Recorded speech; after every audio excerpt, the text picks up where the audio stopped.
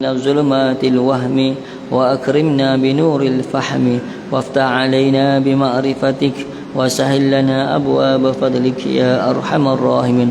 رب زدنا علما وارزقنا فهما وصلى الله على سيدنا محمد وعلى آله وصحبه وسلم والحمد لله رب العالمين. Alhamdulillah. Pertama sekali syukur kita kepada Allah Subhanahu wa taala yang tidak terhingga banyaknya, dan dengan nikmat yang Allah Subhanahu wa taala kurniakan kepada kita. Mudah-mudahan dengan pelbagai nikmat yang Allah Subhanahu wa taala kurniakan kepada kita, dapatlah sama-sama kita gunakan ke arah mencari keredaan Allah Subhanahu wa taala insya-Allah. Dan alhamdulillah juga pada malam ini dapat lagi kita berkumpul di masjid, dan selepas sembahyang fardu maghrib dan teruskan lagi ada majlis ilmu, iaitu pada giliran kita membaca kitab hadis, iaitu Lubabul Hadis karangan Al-Hafiz Jalaluddin As-Sayuti rahimallahu taala. Jadi alhamdulillah pada sebelum kita mulakan pengajian kita, sama-samalah kita niat yang pertama sekali niat beriktikaf di masjid, berniat iktikaf di masjid. Yang kedua kita niat nak menuntut ilmu, kan jangan lupa niat, rugi kita kan. Jangan sambil-sambil aja, sambil-sambil tunggu duduk dalam majlis ilmu lah dulu, rugi. Jadi kita sama-sama niat nak duduk dalam majlis ilmu. Mudah-mudahan Allah Subhanahu wa taala tak kirakan kita ini sebagai penuntut ilmu, kerana apa dia sangat banyak kelebihan dan orang-orang yang menuntut ilmu. Jadi mudah-mudahan dengan niat kita Allah taala terima, dan kita ini sebagai seorang yang menuntut ilmu. Jadi insya-Allah kita akan teruskan pengajian ataupun pembacaan hadis lah, iaitu hadis yang seterusnya. Sebelum ni kita cerita tentang kelebihan mengingati mati. Jadi pada kali ini iaitu tentang hadis mengenai keutamaan masjid. Keutamaan masjid di antara rumah-rumah Allah Taala selain daripada Baitullah. Maknanya masjid itulah merupakan rumah-rumah Allah Subhanahu wa taala. Okey, bismillahirrahmanirrahim. Qala mu'allifu rahimallahu taala. Sebelum kita membaca hadis yang pertama di dalam bab keutamaan masjid-masjid ini, Imam Nawawi ataupun Syekh Nawawi Al-Bintan telah membawa datangkan ayat Al-Quran. Qala Allah Ta'ala, a'udzubillahi minasyaitonir rajim, fi buyutin adzinallahu an turfa'a wa yuzkara fiha ismuh. Telah berfirman Allah Subhanahu wa taala, artinya yakni cahaya itu di rumah-rumah yang di mana telah diperintahkan Allah Ta'ala untuk memuliakannya dan menyebut namanya, yakni nama Allah. Jadi Syekh Nawawi Al-Bintan bawa datangkan ayat Al-Quran dahulu, sebelum dia mensyarahkan hadis yang pertama, iaitu Al-Quran ataupun ayat Al-Quran yang menceritakan tentang apa dia, Allah Subhanahu wa taala memerintahkan kita supaya memuliakan rumah-rumah Allah Subhanahu wa taala. Maknanya memuliakan masjid. Itu di antara perintah Allah Subhanahu wa taala. Maknanya memuliakan masjid, ataupun kita kata menjaga masjid, kan, ataupun memakmurkan masjid. Kita menjaga, kita bukan kata menjaga masjid ini. Jadi kita boleh letak juga perumpamaan masjid ni yang kita punya, gitu kan. Setiap orang beriman mesti menganggapkan bahawasanya masjid itu yang kita punya, bukan kita empunya dia. Maknanya sama-sama mengimarahkan, kan, sama-sama ambil bahagian di dalam mengimarahkan masjid. Bukan hanya kita kata masjid ni kita punya, suka hati kita buat, bukan. Tetapi sama-sama kita mengimarahkan masjid. Tambah-tambah lagi Allah Subhanahu wa taala dak memerintahkan kita supaya memuliakannya masjid, hormat kepada masjid. Mesti sebut kata benda yang memuliakan, mesti ada cara-cara dia kan, tata tertibnya, adabnya kan. Seperti masuk masjid mesti ada doanya kan, masuk dengan langkah kaki kanan, keluar dengan kaki kiri dan sebagainya. Jadi itu di antara Imam Nawawi mendatangkan ayat Quran dahulu. Masjid ni wajib kita memuliakannya. Dan kita tengok masjid daripada jauh pun disunatkan kita berselawat. Kan? Di antara tuntutannya apa lagi? Naik ke masjid. Tuntutannya ataupun hak kepada masjid itu adalah kita sembahyang sunat tahiyatul masjid. Kan? Beza dengan kita pergi Masjidil Haram. Masjidil Haram hak tuntutannya adalah tawaf. Tak boleh duduk, mana ganti kepada sunat tahiyatul masjid, iaitu tawaf. Tapi kalau masjid, sunat tahiyatul masjid. Itu di antara ayat-ayat Al-Quran supaya Allah Ta'ala perintahkan kita supaya memuliakan masjid Allah Subhanahu Wa Ta'ala. Okay. Jadi kita tengok pada hadis yang pertama. Hadis yang pertama, qala Nabi sallallahu alaihi wasallam, al-masjidu baitu kulli mu'minin. Al-masjidu baitu kulli mu'minin. Artinya telah bersabda Nabi sallallahu alaihi wasallam, masjid adalah rumah setiap orang yang beriman. Seperti yang ayat tadilah kan. Tapi yang ini datang daripada hadis Nabi sallallahu alaihi wasallam, iaitu masjid adalah rumah setiap orang yang beriman. Maknanya masjid itu hak setiap orang yang dipanggil beriman. Orang yang beriman, hak dia apa dia? Masjid itu adalah hak dia. Kan? Okey. Jadi apabila macam itu, wajiblah kita menjaganya. Kan? Wajiblah kita mengimarahkannya. Tapi kita kena faham, sebut kata masjid itu adalah dipanggil, kalau istilah kita satu kita ada masjid kan, satu kita ada surau. Kan istilah yang kita guna pakailah. Tapi saya ingat waktu kita belajar dulu semua dikira masjid. Masjid ke surau ke semua dikira masjid. Cuma apa perbezaannya? Sebut kata masjid jamek, masjid yang tempat kita sembahyang Jumaat. Kan? Kalau surau dia panggil masjid juga. Kan surau pun dipanggil masjid juga. Cuma bezanya masjid tempat sembahyang Jumaat dia panggil masjid jamek. Kan yang kita boleh iktikaf dan sebagainya. Tapi kalau tempat itu tak dijalankan sembahyang Jumaat, dipanggil masjid sahaja. Okey. Jadi hadis Nabi sallallahu alaihi wasallam yang mengatakan masjid adalah rumah setiap orang yang beriman. Kalaulah kita rasa yang kita punya, kalau kita ibaratkan rumah kita lah yang kita punya, apa yang kita akan buat? Kalau istilah rumah lah kan, mesti kita hias dia. Kalau rumah kan, rumah kita dah hias macam-macam, dengan perabotnya lah kan, dengan apa lagi, biliknya lah, lampunya, pokok bunga dan sebagainya, macam-macam. Sebab kita nak tengok rumah tu, tak mungkin kita balik kerja kan, kita kerja balik-balik tengok rumah bersih dan sebagainya. Mana kita nak jaga rumah kita supaya kita tenang dan duduk dalam rumah. Jadi kalau kita kembali kepada masjid pun sama. Kan? Kembali kepada masjid pun sama. Apa yang kita nak hiaskan masjid kita? Kalau kita tengok, berkata seorang syekh, telah berkata seorang imam yang dipanggil Imam Ar-Razi, dia mengatakan, akan tetapi janganlah ia menyibukkan dirinya dengan tanpa sesuatu pun, iaitu kegiatan yang dibangunkan masjid untuknya. Demikian dari faedah daripada Syekh Az-Zazi. Jadi maknanya janganlah kita sebagai orang yang beriman pun satu benda pun kita tak ambil kegiatan yang tadi, iaitu di dalam mengimarahkan masjid kita. Jangan kita tak ambil pun. Paling-paling pun kalaulah kita tak terlibat dalam masjid, mana tak terlibat dalam pengurusan. Kalau paling-paling tak pun, kalau ada majlis ilmu di masjid, kita datang. Kan? Ataupun kita tak sempat, apa sahaja yang kita rasa kegunaan masjid, kita infakkan dia. Mungkin kita nak uruskan sesuatu program atau pengimarah masjid susah. Kan? Mungkin kita bukan dalam bidang dia, susah. Macam mana kita nak buat dan sebagainya. Paling-paling tidak pun ambil bahagian. Ada buat majlis ilmu, datanglah.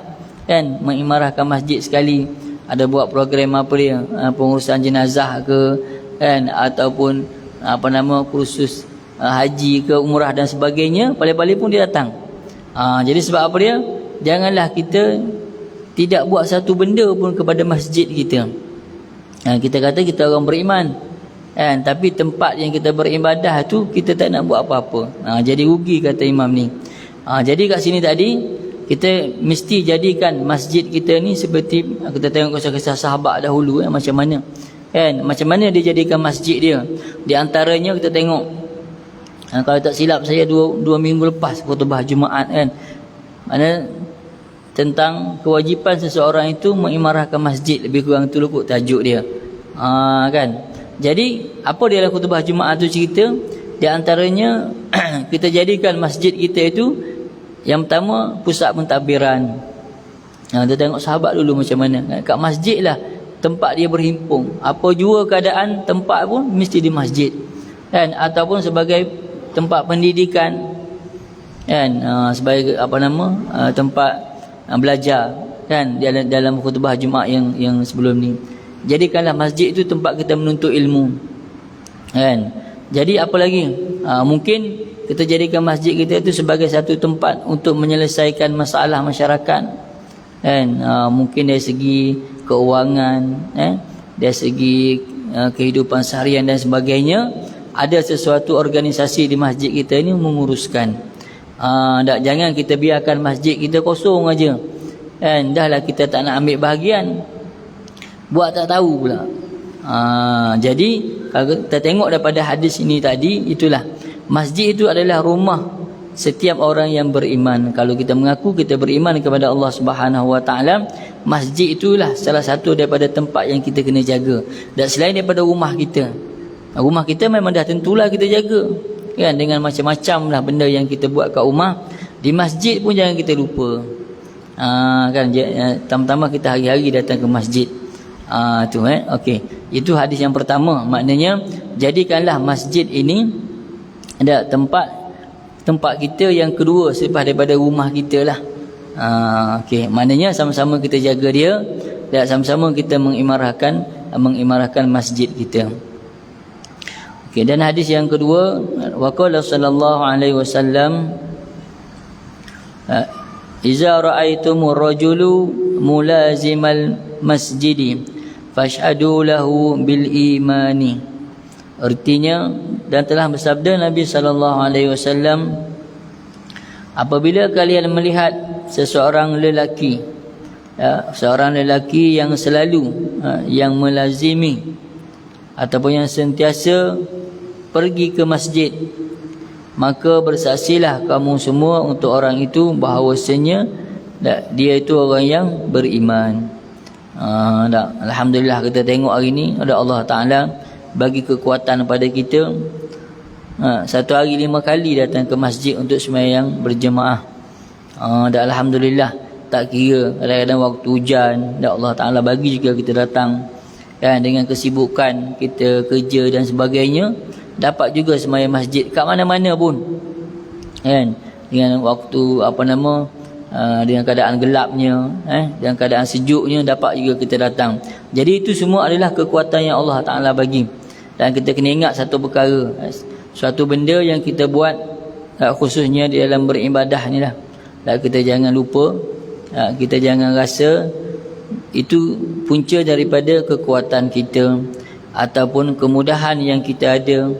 Dan kita ada kenderaan, dan kita sihat, dan rumah kita dekat dengan masjid, ataupun kita ada masa lapang, dan ataupun kita dah pencen, tak ada buat apa-apa, datang ke masjid lah.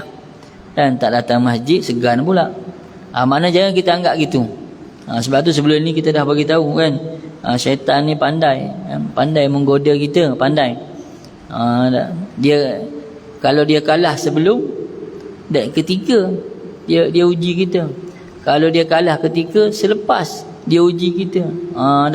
Dalam macam-macam keadaan dia akan menguji kita, ataupun dia akan menggoda kita, syaitan ni.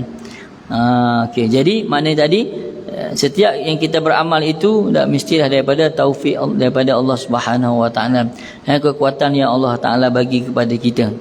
Okey, jadi hadis ini menerangkan tentang apa dia? Apabila kalian melihat ataupun apabila kamu melihat seseorang lelaki itu selalu melazimi pergi ke masjid. Tapi bukan hanya pergi ke masjid untuk sembahyang sahaja. Kita tengok penghuraian dia. Maka dia kata bersaksilah kamu itu bahawasanya orang itu orang tergolong dalam golongan orang yang beriman. Sebab apa? Kalau kita tengok daripada ayat Quran, Allah Ta'ala berfirman, innama ya'muru masajidallahi man amana billah. Artinya hanyalah orang yang memakmurkan masjid-masjid Allah ialah orang-orang yang beriman kepada Allah. Mana kita sekarang ni alhamdulillah dikategorikan orang yang memakmurkan masjid, datang solat berjemaah. Satu hari 5 kali ada majlis ilmu kita datang. Bukan hanya di masjid kita saja, di tempat-tempat lain pun kita datang. Alhamdulillah. Mudah-mudahan Allah Ta'ala istiqomahkan kita. Di dalam selalu kita menghadiri majlis ilmu ataupun selalu kita bersembahyang berjemaah. Okey, jadi maknanya tadi apa yang dinamakan seorang lelaki itu membiasakan diri dia ataupun melazimi pergi ke masjid. Kalau kita tengok dalam hadis-hadis yang lain seumpama daripada hadis ini, iaitu hadis diriwayatkan daripada Imam Ahmad. Apabila kalian melihat seseorang lelaki membiasakan diri ke masjid, maka bersaksilah kamu itu untuk keimanannya. Semua hadis ni kalau kita tengok lebih kurang semua cerita pasal lelaki aja. Dalam bab fiqh pun banyak mana perumpamaan lelaki. Jarang kita jumpa perumpamaan itu perempuan. Padahal sama saja, sama saja. Jadi apa yang kita nak cerita yang tadi itu iaitu ar-rajulu mulazimul masjid. Seorang lelaki yang membiasakan diri dia ataupun selalu pergi ke masjid. Yang dimasukkan di sini ialah iaitu orang yang sentiasa hatinya dikaitkan dengan masjid, dan orang yang sentiasa mengingatkan masjid. Maknanya orang yang melazimi pergi masjid itu tadi, orang yang sentiasa hatinya tak terpaut ataupun teringat kepada masjid daripada semenjak ia keluar dari masjid sampai ia kembali ke masjid. Makna contoh, kalau kita lepas sembahyang maghrib kita keluar, mungkin kita ada urusan ada urusan, kita balik rumah dan sebagainya, tapi hati dia tu sentiasa teringat kepada masjid, sentiasa teringat dia ke masjid. Mungkin maknanya jaga masa dia untuk sembahyang berjemaah. Dia akan tertunggu-tunggu bila nak sembahyang isyak nanti, dan dia akan buat persiapan awal untuk nak datang ke masjid lagi.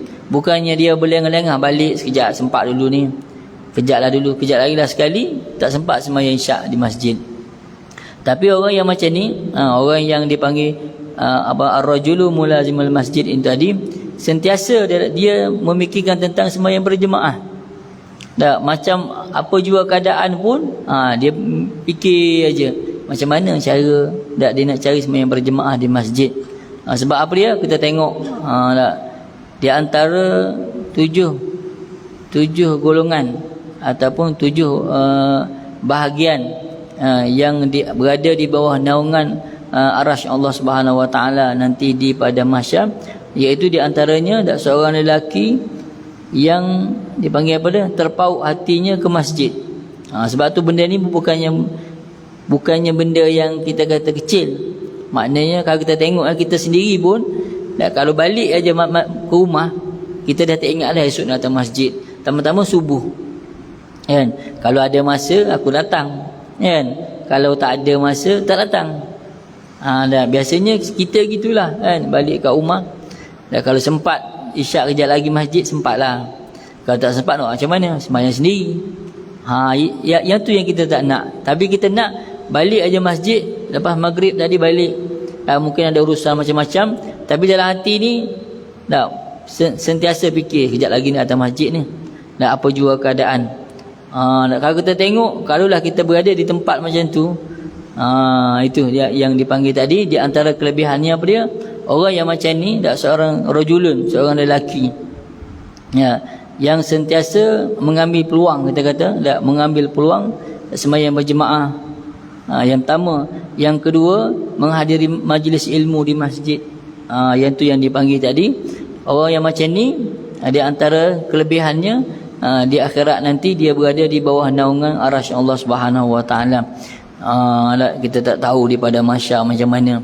Kalau kita tengok contoh, mungkin kita boleh buat perumpamaan di orang tengok bola lah, agaknya lah kan, orang tengok bola, ataupun orang pergi stadium untuk untuk kita tengok orang sambutan hari kemerdekaan macam mana kan. Kalau orang-orang besar ni semua duduk di bawah kemah, mungkin ada yang duduk dalam aircon, tapi kita tengok orang ramai duduk kat mana, duduk kat jalan panas dan sebagainya. Jadi di antara orang yang istimewanya di pada masyarakat orang macam ni lah. Hati dia sentiasa ingat kepada masjid, nak datang ke masjid, secara automatik dah. Maknanya pada hadis yang pertama itu tadi, secara automatik ni dia akan jaga. Di antaranya dia akan memakmurkan masjid. Itu. Dan sebahagian ulama berpendapat, di antaranya Syekh Imam Nawawi Imam Nawawi rahimallahu taala berkata, maksudnya adalah keadaan orang yang sangat cinta kepada masjid dan dia membiasakan dirinya untuk sembahyang berjemaah di masjid. Kita nak lahirkan cinta kita datang ke masjid itu susah. Nak lahirkan cinta itu kita mesti ada ilmu lah kan, kita mesti ada pengetahuan. Maknanya kita sayang kepada sesuatu benda, kenapa kita sayang dia? Tak mesti kita tahu. Tak tiba-tiba saja kita tengok, kenapa orang sanggup susah payah untuk dapatkan satu benda yang bernilai. Pada kita yang tak ada ilmu, kita tak tahu kan, kenapa sanggup. Seperti yang kita selalu buat contoh telefon lah kan. Kenapa sanggup orang beli telefon harga 5-6 ribu, dah keluar aja telefon baru terus beli sampai 8 ribu harga telefon, sanggup dia beli. Kan, kita rasa ya Allah membazir. Tapi bagi dia ada ilmu, dia tahu guna telefon itu, maka dia sanggup buat. Dia faham tentang kelebihan yang ada pada suatu benda itu tadi. Sama jugalah kita, kalau kita faham tentang sembahyang berjemaah dan kelebihan sembahyang berjemaah di masjid, maka kita akan sanggup kan, waktu hujan ke dan waktu malam ke dan sebagainya, sanggup kita datang ke masjid. Dengar saja azan, terus saja kita datang. Jadi kita tengok pada diri kita agak-agak kan, dengan umur kita sekarang ni macam mana kan, ada ke tak ada benda tu kan. Kalau pada diri saya sendiri pun susah. Kalau dah balik rumah, kalau sempat datang, tak sempat tak datang kan. Susah benda tu. Tapi nak bawa datang dia itu, nak bawa datang rasa suka sembahyang berjemaah, itu yang susah. Mana kita perlu pupuklah diri kita. Okey. Dan bukannya makna orang yang melazimi itu tadi, bukannya makna dipanggil apa dia, duduk lama-lama di masjid. Bukannya dipanggil ar-rajulu mulazimah itu tadi, bukannya orang duduk lama kat masjid tetapi tidak membuat sesuatu benda yang berfaedah. Bukan dikategorikan orang yang suka kepada masjid macam tu. Maknanya apa yang dia nak, orang yang sentiasa duduk datang ke masjid sembahyang berjemaah, dan dia duduk beribadah di masjid. Bukannya dia datang masjid duduk saja je, lama dia duduk kat masjid kan, tak ada buat sesuatu benda pun, duduk aja. Nak datang sembahyang maghrib, duduk saja. Lepas tu maknanya dia buat satu benda yang tidak mendatangkan faedah bagi diri dia. Maknanya orang yang macam ni, walaupun dia sentiasa datang masjid, ya, mungkin dia datang masjid, dia datang kadang-kadang 1 hari 5 kali datang masjid, tetapi tujuannya selain daripada sembahyang berjemaah. Memang kita nampak dia datang sembahyang berjemaah, datanglah sembahyang berjemaah dengan kita dan sebagainya, tapi tujuan dia lain. Sebab tu tadi awal-awal tadi kita kata, sebelum kita teruskan, kita kena niat dulu. Niat apa dia? Duduk dalam masjid ilmu, niat untuk mendapatkan ilmu. Jadi sama juga dengan orang datang masjid. Jalan ramai-ramai kita tak tahu kan, kita datang, ada setengah orang datang memang niat nak datang sembahyang berjemaah, tak habis ada setengah orang saja naik motor dengar orang azan berhenti kan, berhenti, bukan dia datang nak sembahyang berjemaah asalnya, Kan datang dah masuk semayang. Tapi kalau beza dengan orang datang daripada rumah lagi, kan daripada rumah ke datang niat semayang berjemaah, beza. Okey, jadi itu dipanggil niat dia. Setiap sesuatu amalan itu bermula pada, tak bergantung kepada niat masing-masing.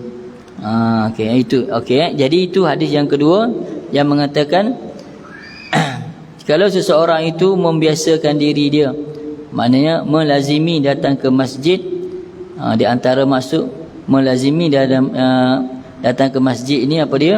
Iaitu orang yang sentiasa terikat hati dia dengan masjid. Orang yang terikat hatinya ke masjid, itulah di antara tanda-tanda orang yang beriman. Suka dia datang masjid sembahyang berjemaah. Okay. Jadi mudah-mudahan kita tergolong golongan orang yang melazimi datang ke masjid, insya-Allah. Dan hadis yang ketiga, waqala sallallahu alaihi wasallam, man takallama bi kalamid dunya fil masjid ahbatallahu amalahu 40 sanah. Artinya, dan telah bersabda Nabi sallallahu alaihi wasallam, siapa sahaja yang berbicara tentang keduniaan di dalam masjid, maka Allah Subhanahu wa taala menghapuskan amal kebaikan orang itu selama 40 tahun. Dan sesiapa sahaja yang menceritakan tentang keduniaan di dalam masjid, maka Allah Subhanahu wa taala menghapuskan amal kebaikan orang itu selama 40 tahun. Kan? Okey. 40 tahun disebut dalam hadis inilah. Telah berkata Ibn Hajar Al-Haytami dalam kitab beliau Tanbihul Akhyar, artinya disunatkan untuk mengatakan kepada orang-orang yang dipanggil bersyair, maknanya cakap pelik, nak kata bernyanyi tak juga, di dalam masjid dengan syair yang tidak dianjurkan. Maknanya kalau contoh berzanji, itu yang dianjurkan kan di dalam masjid, baca berzanji, ayam selawat, itu memang dianjurkan. Maknanya ada benda yang kaitan dengan agama. Jadi apabila kita mendengar seorang menyanyi ke dalam masjid, masuk masjid menyanyi kan, ataupun cerita benda yang tak sepatutnya di dalam masjid, maka dia kata apa dia? Semoga Allah Ta'ala memecahkan mulutmu sebanyak 3 kali. Tu kata Syekh Ibn Hajar. Jadi nak ceritanya kat sini, kita kaitkan dengan hadis ini. Di dalam masjid, kita jangan cerita tentang keduniaan. Tentang keduniaan. Sebab itulah kita tengok kat dunia pun, dia ada tempat masing-masing. Tempat masing-masing. Maknanya kalau kita pergi pejabat pos, itu kerja pejabat pos lah. Kan? Kita pergi bala polis, itu kerja bala polis lah. Pergi sekolah, itu kerja sekolah lah. Jadi sama juga. Kita masuk aja masjid, kalau boleh kita buang sekejap keduniaan kita. Maknanya kita lupa dulu sekejap. Maknanya sebab tu kata rumah Allah Subhanahu wa taala ni masjid. Apa makna masjid? Masjid di antara maknanya lah tempat beribadah. Tempat beribadah. Jadi apa yang tidak kaitan dengan agama itu kita buang. Tinggal dulu sekejap. Kan? Tinggal dulu sekejap. Hanya kita masuk ke masjid ni, kita buang dulu apa yang perlu kita buat ke masjid, apa yang kaitan dengan agama sahaja. Kan? Selain daripada kita kata mungkin masuk semayang, itu memang dah tempat dia. Kan? Ataupun masuk mengaji, itu pun tempat dia juga. Benda-benda yang dibenarkan sahaja. Ini nak ceritanya, janganlah kita bercerita dalam masjid itu tentang keduniaan sampai apa dia, kita kena dijakat kat sini, disunatkan untuk mengata kepada orang yang bersyair di dalam masjid, apa dia, iaitu semoga Allah Ta'ala memecahkan mulutmu. Sampai macam tu sekali. Nak ceritanya tak dilarang di dalam masjid untuk bercerita tentang keduniaan. Tinggal dulu sekejap. Kan, sekejap je masuk masjid, mungkin 10 minit 15 minit aja, tinggal sekejap. Lepas tu kita tengok tuk-tuk guru dulu, yang waktu kita belajar dulu. Itu kita kata tentang percakapan. Kalau tuk-tuk guru dulu, dia suruh kita bezakan. Contoh kalau kita kerja, mungkin susah lah, sebenarnya susah.